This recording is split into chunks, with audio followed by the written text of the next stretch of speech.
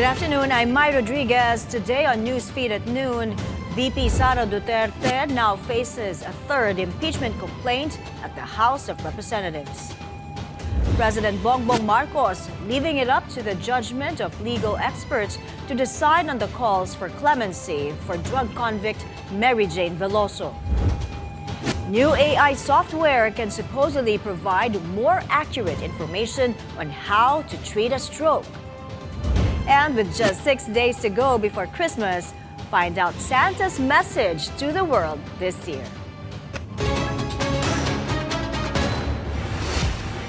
Thanks for joining us. More trouble for Vice President Sara Duterte as she faces a third impeachment complaint at the House of Representatives.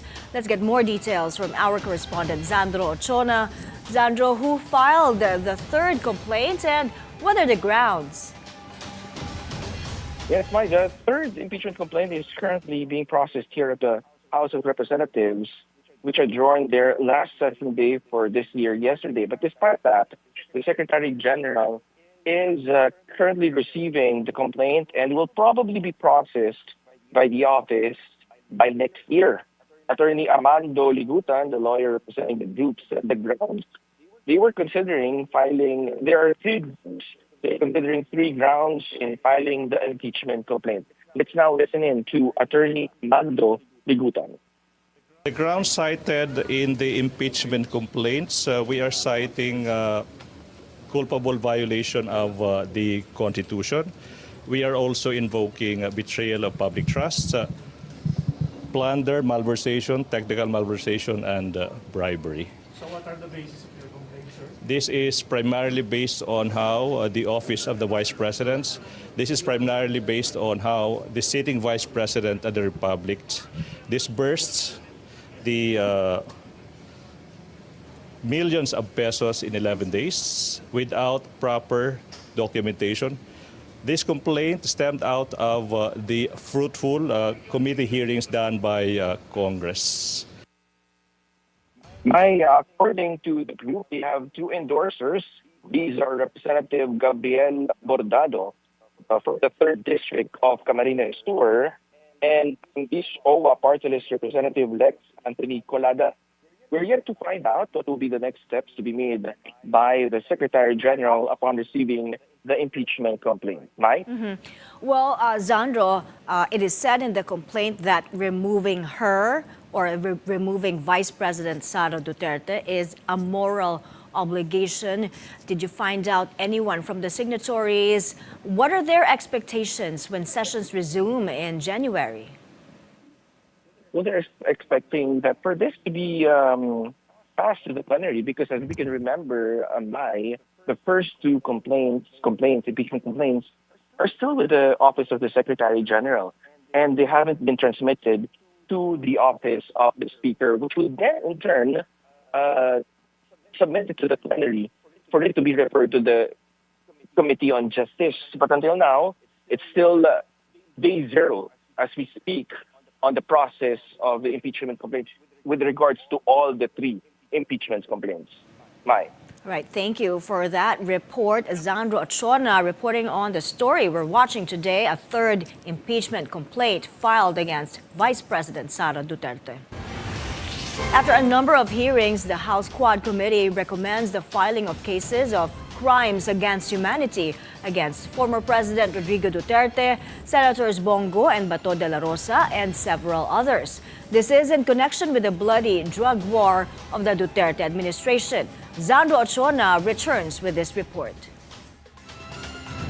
This report is not merely an account of our work, Mr. Speaker.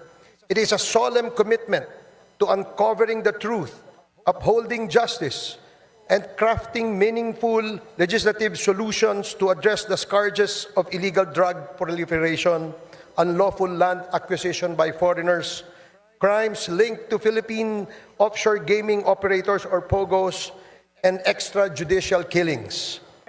At the last session day for this year, House Quadcom lead chairman Robert Ace Barbers delivered their progress report at the plenary.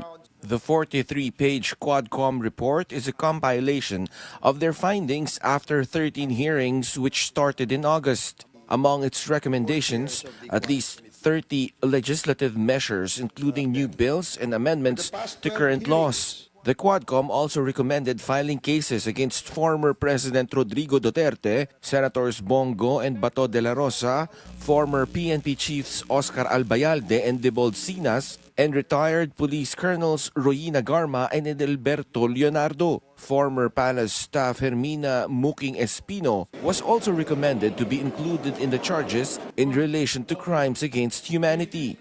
The investigations brought to light a harrowing narrative of abuse of power and institutional impunity during the Duterte administration. Witness testimonies corroborated by evidence revealed a system that incentivized the killing of suspected drug personalities, a system modeled after the so-called Davao template and replicated nationwide. Cases against those who are involved in the murder of retired Police General Wesley Barayuga were also recommended, as well as against personalities linked to the illegal drug trade, particularly those implicated in the seizure of the 369 kilos shabu in Mexico, Pampanga. Those involved in illegal pogos that used Filipino dummies, and those who worked to illegally get foreigners Filipino citizenship should also face charges. The progress report was adopted by the plenary and has ordered the Secretary General to furnish government agencies copies for the filing of necessary cases. Zandro Ochona, Bilyonaryo News Channel. Following the recommendation of the Quad Committee, Senator Bongo leaves it to the courts and the public to judge him. He says the lawmakers considered hearsay statements from resource persons when it crafted its recommendations. Go maintains his innocence. President Bongbong Marcos leads the change of command and retirement ceremony at the Philippine Air Force. In his speech, the president stressed on the need to modernize not just the Air Force, but the whole armed forces as well. Pierre Pastor is on the line for more details. Pierre, go ahead. Hi, Mai. As Lieutenant General Stephen Pareño retires today, Lieutenant General Arthur Cordura takes over as Commanding General of the Philippine Air Force. The Commander-in-Chief of the Armed Forces of the Philippines, President Bongbong Marcos, presided over the change in command ceremony of the Philippine Air Force this morning at the Villamor Air Base in Pasay City. Lieutenant General Cordura read and signed his assumption order as the 40th Commanding General of the Air Force. He was the Vice Chief of Staff of AFP before his appointment as the new Commanding General of the Air Force. The road ahead is not without its challenges, but I am confident that you will rise to meet those challenges. With your steadfast leadership, you can guide the Air Force towards becoming an institution that is more agile, credible, and responsive to the demands of an ever-evolving security landscape. To the men and women of the Philippine Air Force, your service is a source of immense pride for our country. Under this new leadership, you may continue to reach even greater heights, embodying the principles of honor, duty, excellence. These times call for vigilance and for resolve. There is no room for complacency, for any pause in our efforts to risk compromising the safety and welfare of the Filipino people. We must ensure that the continued modernization of our armed forces remains a priority. Cordura is a member of the PMA Bigkis Lahi class of 1990. He graduated cum laude and top 10 of his PMA class. He was a member of the Philippine Air Force Flying School class of 1992 and graduated top 3 among 65 student pilots. He was commander of the 520th Air Base Wing. Meanwhile, a retirement ceremony was conducted for Lieutenant General Stephen Pareño. Pareño held several key positions in the Air Force, including Vice Commander, Chief of Air Staff, and Chief of the PAF Inspector, among others. General Pareño also read his oath of incorporation into the reserve force. Mai? Thank you for that report, Pierre Pastor. President Bongbong Marcos still studying the calls for clemency for drug convict Mary Jane Veloso. Marcos says he's leaving it to the judgment of legal experts to decide on the request. Veloso was repatriated yesterday following a 14-year imprisonment in Indonesia for drug trafficking charges. She's currently staying at the Correctional Institution for Women in Mandaluyong.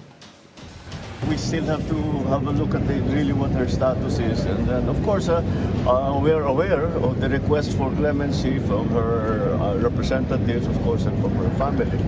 And we will leave it to the legal judgment, of our legal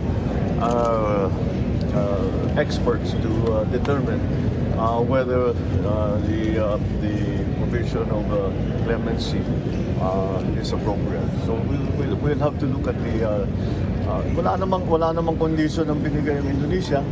So it's really up to us. But we're still at a very preliminary stage of our pag-uwi. President Marcos in no hurry to sign next year's national budget. The president says he is still going through the budget item by item and line by line after discovering several projects inserted into the spending bill. The budget has been hounded by controversy following cuts in the Education Department's funding, the zero subsidy for PhilHealth, and the ballooning allocation for the Public Works and Highways Department. We were originally scheduled to sign into law the GAA tomorrow, 20th. Pero hindi kami matatapos pa at that time. So I cannot give you a date because it will take as long as it will take. But I want to be very, very sure that the budget for 2025 is directed at the important projects that we have prioritized, number one. And secondly, that there is a stronger safeguards on the spending for the different projects. The president is expected to sign the budget before the year ends.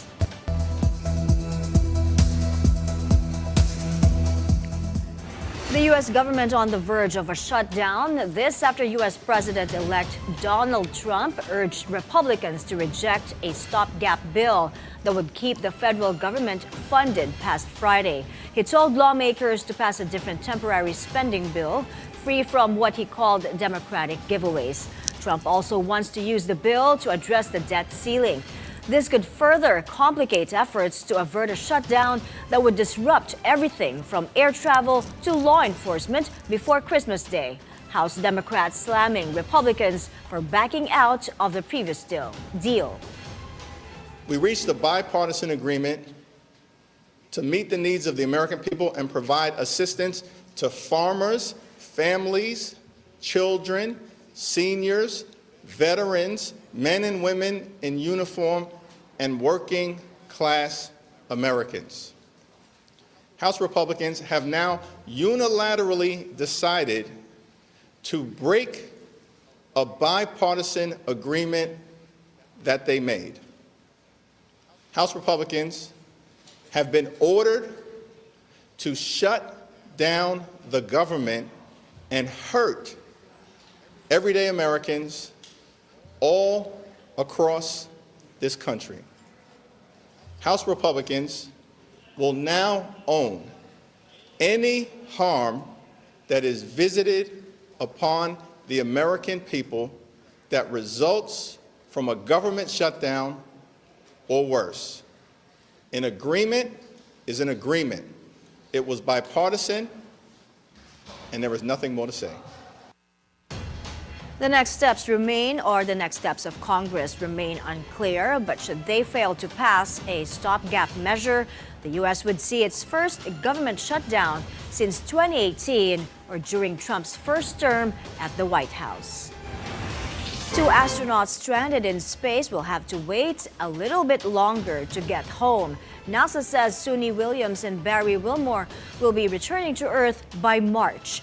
They were supposed to get back here in February. The delay was meant to allow the complete processing of the SpaceX Dragon capsule that would bring them back to land. When they blasted off aboard the Boeing Starliner in June, they were scheduled to return after a week. But after their rocket faced critical issues, they were forced to stay at the International Space Station. Here's another space expedition gone wrong. Japan's Space One terminated the flight of its Kairos rocket shortly after liftoff.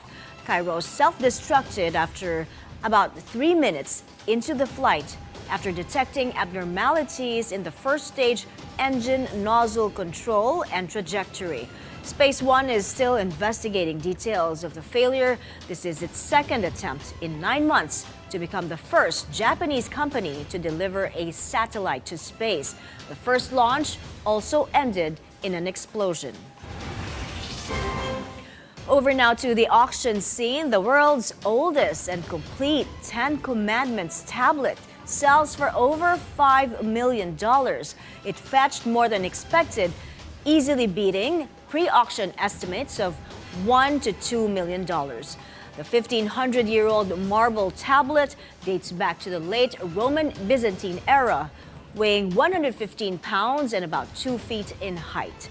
It was unearthed in 1913 during railway excavations along the southern coast of Israel, near the sites of early synagogues and churches. We're taking a break. Still to come, a new AI software can supposedly provide more accurate information on how to treat a stroke.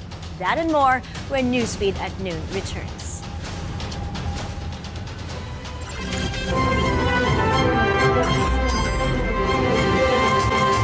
Beauty, health, adventure. This is for you.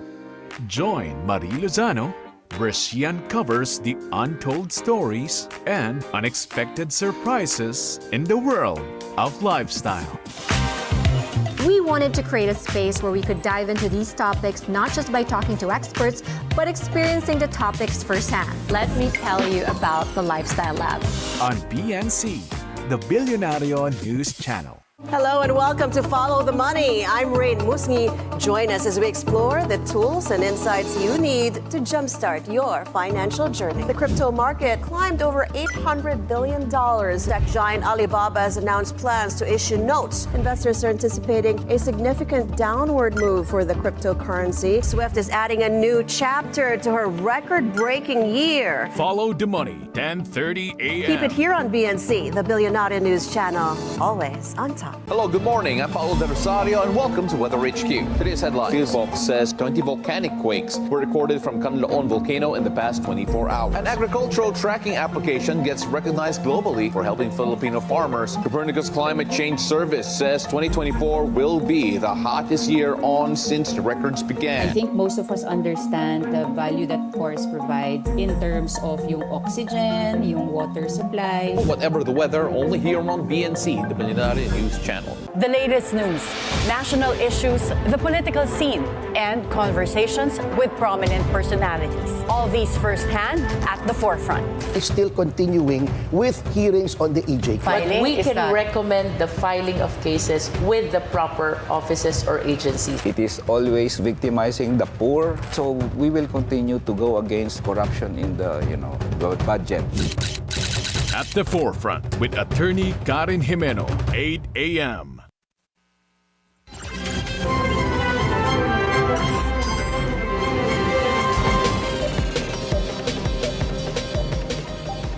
You're back on Newsfeed at noon. All eyes on the central bank this afternoon as it is set to announce its latest policy decision. The Bangko Sentral is expected to cut rates by another 25 basis points. It would be its third such reduction this year and would bring down the key rate to 5.75%. Economists agree there's room for further rate cuts. The Philippines, particularly the Bangko Sentral ng Pilipinas, does have the runway to reduce or to relax rates because we're now hovering towards the healthy level of inflation. Rate cut should be good because of easing inflation. Because that's already the result of higher interest rates for nearly 3 years already since 2022. It slowed down commodity prices. Because it practically slowed down China even before the trade wars.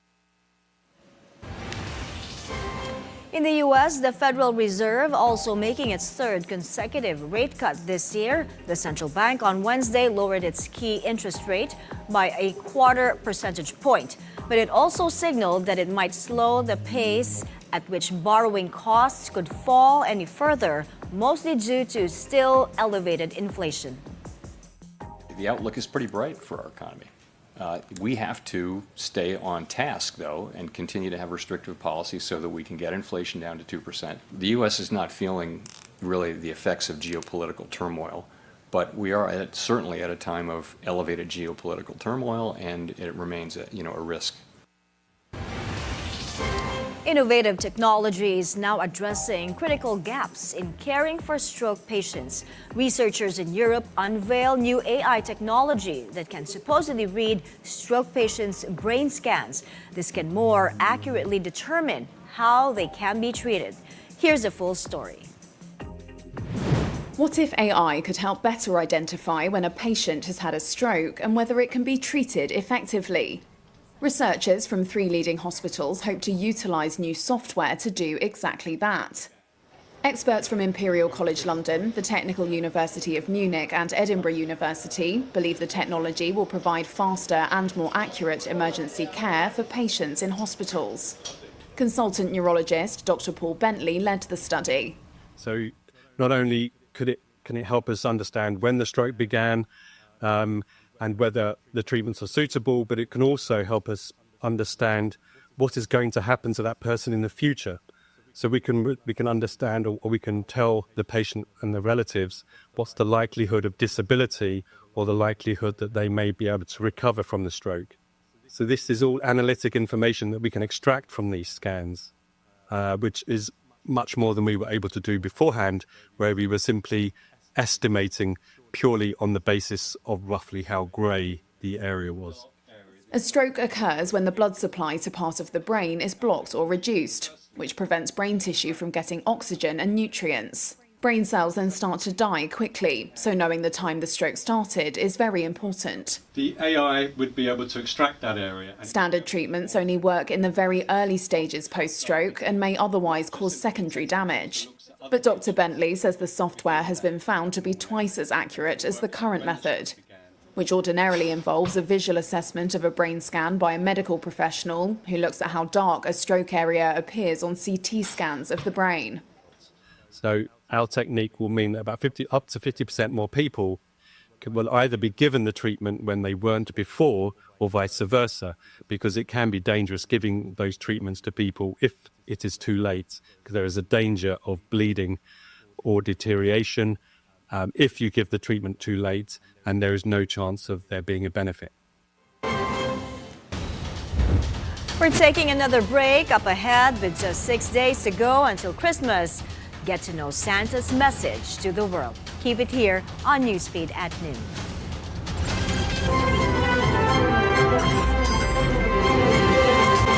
Pagdiwang at pag-alay. To lift up while remaining grounded in a sensual and vigorous grace. And to do all this while swept away by the pounding, all-enveloping music.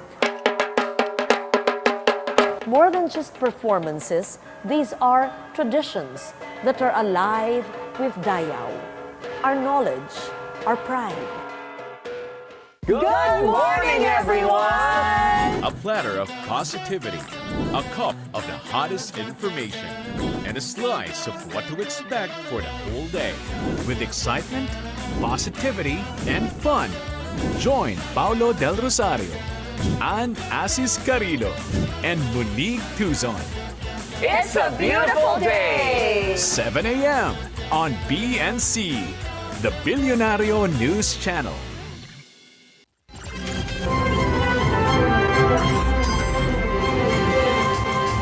You're still watching Newsfeed at noon. Pinoy pride, Sofronio Vasquez is coming home soon following his historic win on The Voice USA. Speaking on Agenda here on the Bilyonaryo News Channel, Vasquez says he plans to visit the Philippines on the first week of January. He also reveals he now has a label and an ongoing conversation with NBC to manage him. Vasquez was the first Filipino and Asian to win The Voice USA. He says he's very thankful for the immigrant community who supported him all throughout his competition journey.